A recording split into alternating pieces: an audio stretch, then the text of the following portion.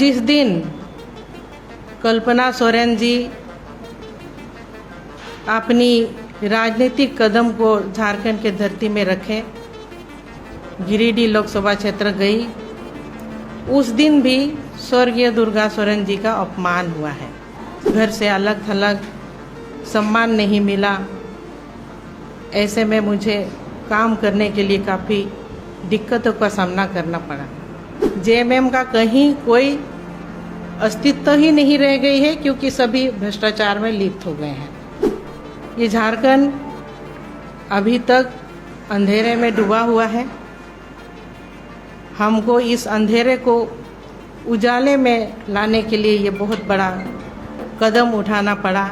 मैंने हेमंत जी को भी कहा था, लेकिन उन्होंने मेरी बात नहीं सुनी। सभी शहीदों का उन्होंने नाम लिए, लेकिन जिन्होंने झारखंड को संवारा, झारखंड के गरीबों का मसीहा माना जाता रहा, उनको उन्होंने सम्मान नहीं देने का काम किया। आज हम देख रहे हैं वहाँ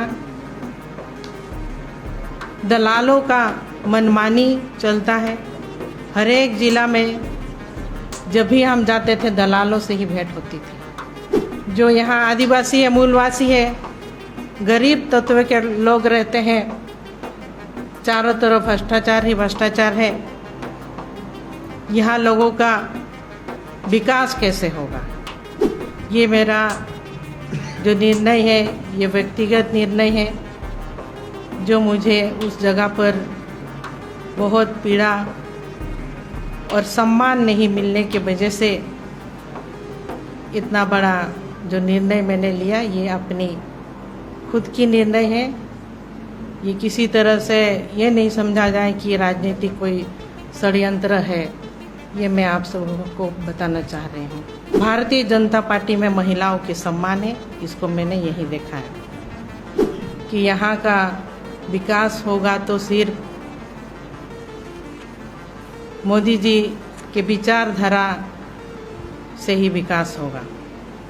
जब तक स्वर्गीय दुर्गा सोरेन जी थे झारखंड मुक्ति मोर्चा में, तब तक पार्टी का नीति सिद्धांत एक सही ढंग से चलती थी।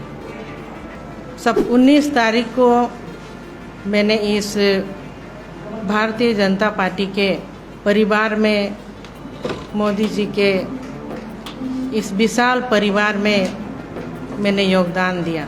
परिवार में आने के बाद मुझे एक ऐसी खुशी, एक ऐसी माहौल, एक खुशनुमा वातावरण मैंने महसूस किया, जो कि मैं 14 वर्ष संघर्ष करती रही अपनी जेएमएम पार्टी में।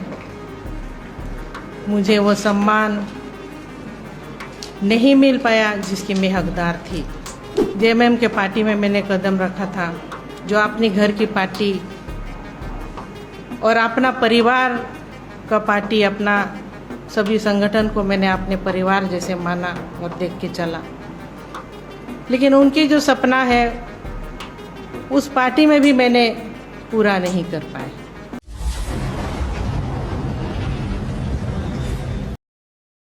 झारखंड की इस धरती में, भगवान बिरसा मुंडा जी की इस धरती में मैं आप सभी को, सभी पत्रकार बंधुओं को और यहाँ मंच पर उपस्थित मीडिया प्रभारी पाठक जी, हमारे नेता प्रतिपक्ष और प्रतुल सहदेव जी, सभी को मैं इस सभा में बहुत बहुत जोहार करती हूँ। 19 तारीख को मैंने इस भारतीय जनता पार्टी के परिवार में, मोदी जी के इस विशाल परिवार में मैंने योगदान दिया।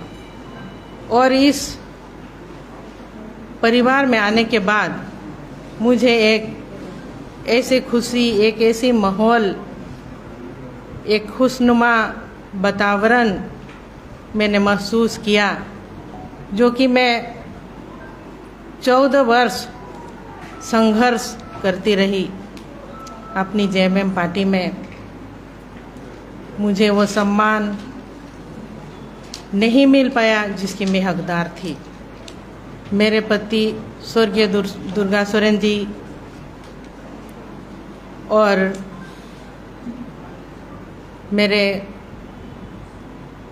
जो बाबा है, जो इस झारखंड को अलग राज्य बनाए, और स्वर्गीय दुर्गा सोरेन जी का योगदान अलग राज्य बनाने में अहम भूमिका थी।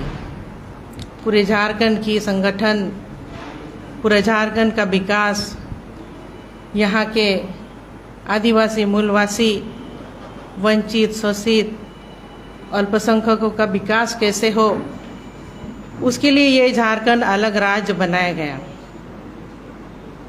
लेकिन ये सपना उनके लिए अधूरा ही रह गया।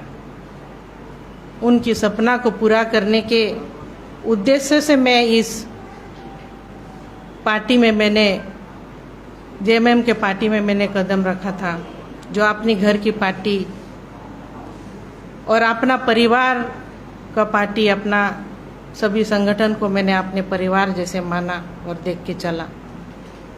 लेकिन उनकी जो सपना है उस पार्टी में भी मैंने पूरा नहीं कर पाए।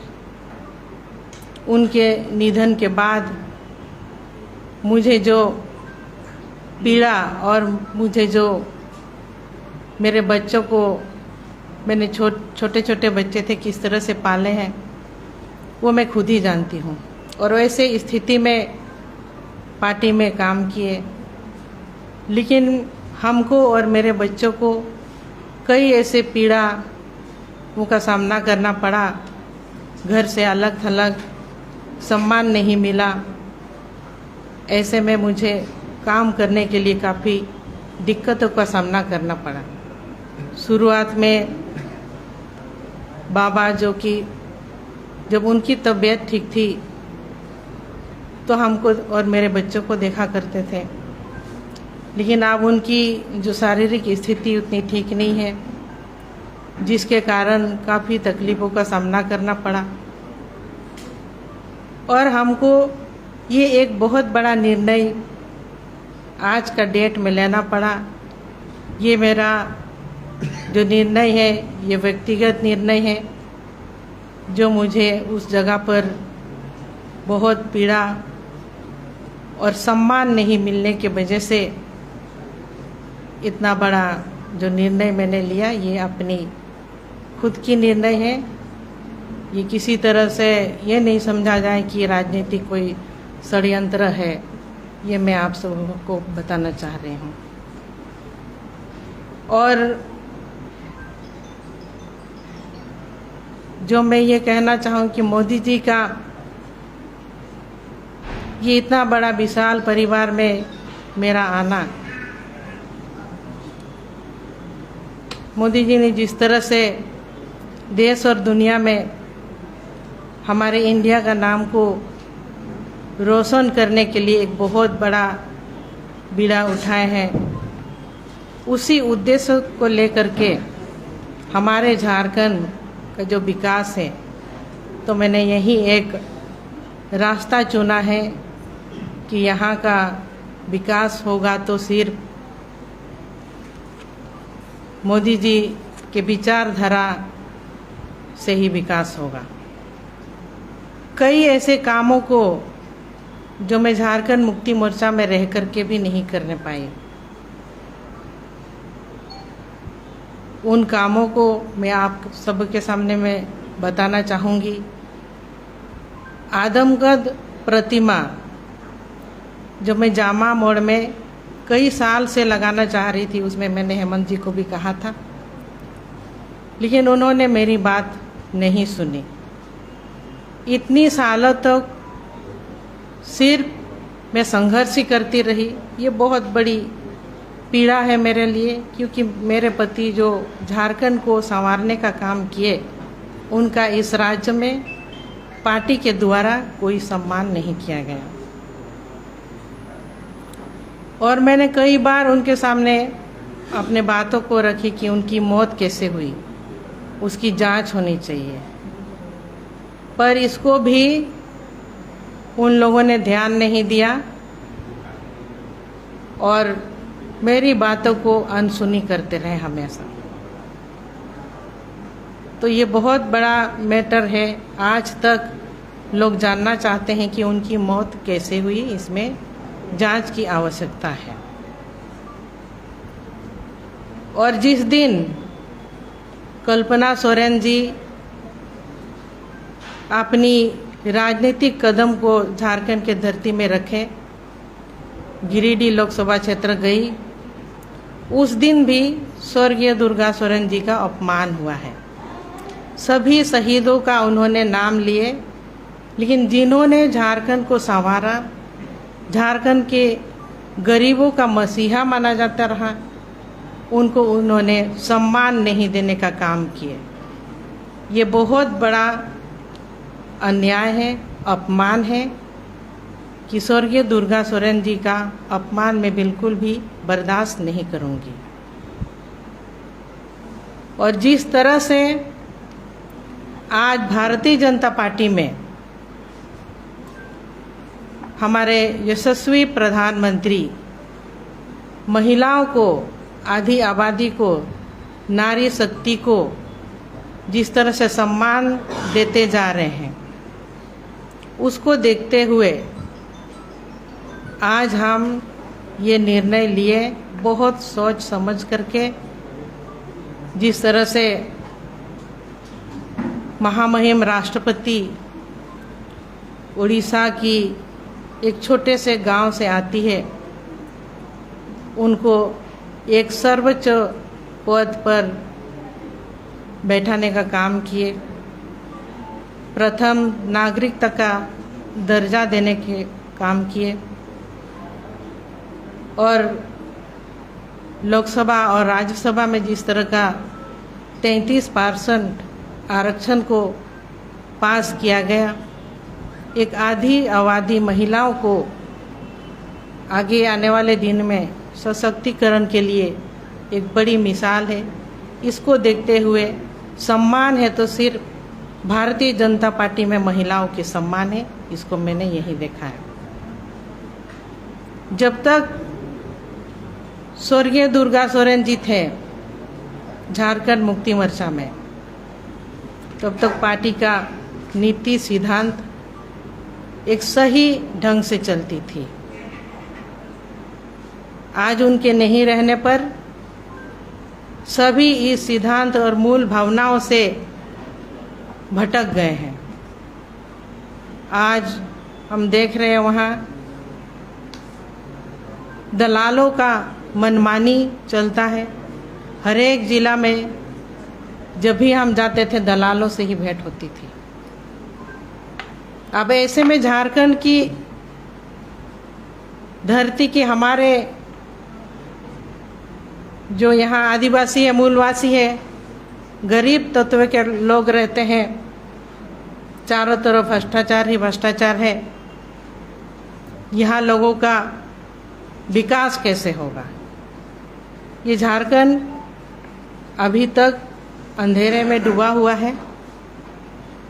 हमको इस अंधेरे को उजाले में लाने के लिए ये बहुत बड़ा कदम उठाना पड़ा और आज हमको लग रहा है कि स्वर्गीय दुर्गा सोरेन जी का जो सपना है वो भारतीय जनता पार्टी के अधीन में ही और इसी के सिद्धांतों पर चलकर ही वो सपना पूरा होगा।